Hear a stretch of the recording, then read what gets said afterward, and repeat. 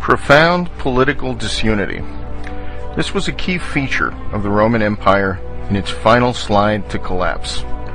The shared values and consensus which had held the empire's core together dissolved, leaving petty fiefdoms to war among themselves for what power and swag remained. Today we have several types of political disunity. Superficially, the two political theater wings of the Demo-publicans stage a bitter partisan war over whose vision of the U.S. holds an increasingly enfeebled political power. But this is all theater and artifice. Neither wing has any vision or values of substance. Each slavishly serves their masters, the corporate cartels and financial oligarchy, while feeding their vast constituencies in the savior state with borrowed treasure to maintain the power. However, the real disunity is between a doomed status quo and those willing to deal with reality. Right now, those willing to deal with reality are few, but they have the distinct advantage of reality on their side, while the status quo has only propaganda, artifice, phony political theater, and empty promises. The disunity stems from the public's innate desire to hold on to the empty promises and cling to hope offered by the status quo that these grandiose, impossible promises will be met, despite the abundant factual evidence to the contrary. Every attempt to lead the public towards the realization that the present is unsustainable is crushed by a frantic assault by the cartels and players who will lose power and profits when the status quo crumbles. Promises always sound better than reality until a crisis punctures the promises. But the anger generated by this deflation of too good to be true promises threatens both rationality and stability. And what of the leadership? The weakness of what passes for leadership today is not just a matter of bad luck, but of the corruption of politics to the point that it only attracts sycophants, moral midgets, and sociopaths.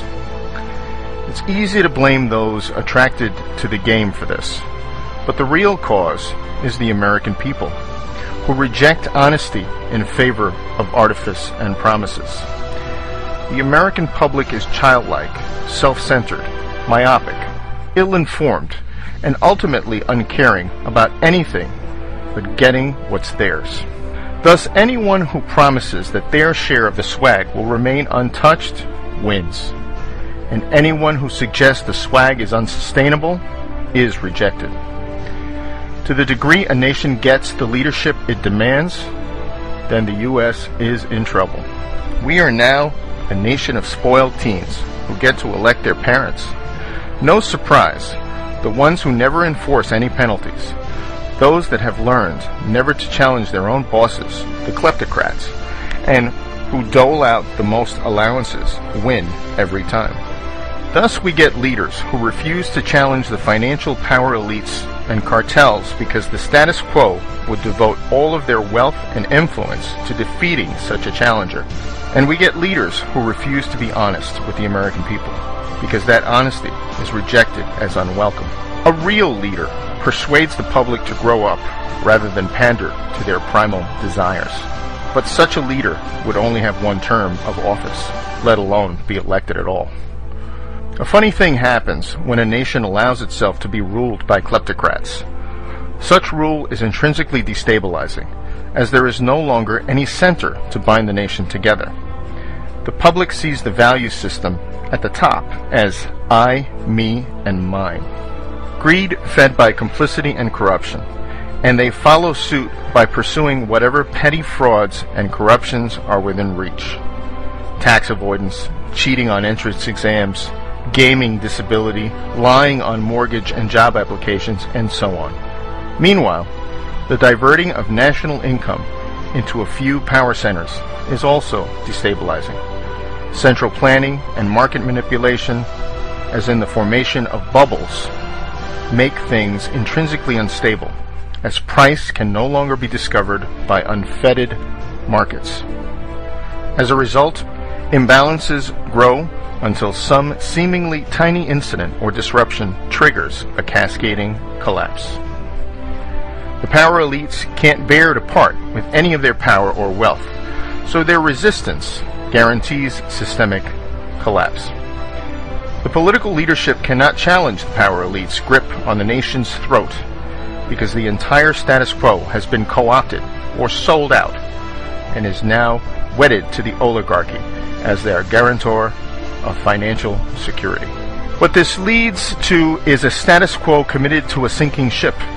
The very imbalances created by a financial elite and the enabling central planning doom the system.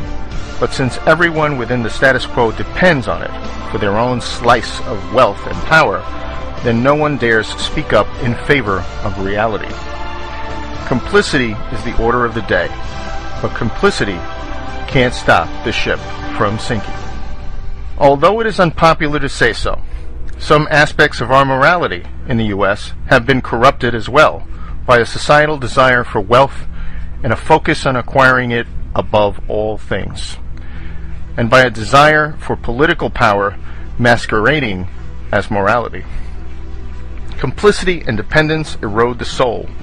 Political and financial fixes alone can't fix the rot.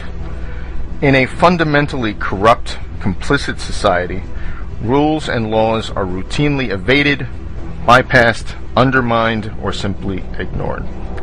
Making more rules fixes nothing if the rules are merely for show or only for the bottom 99% of us.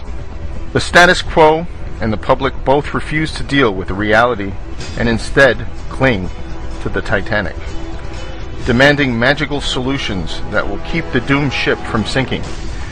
There is no such magic, of course, and so the ship will go down, and disorder will reign.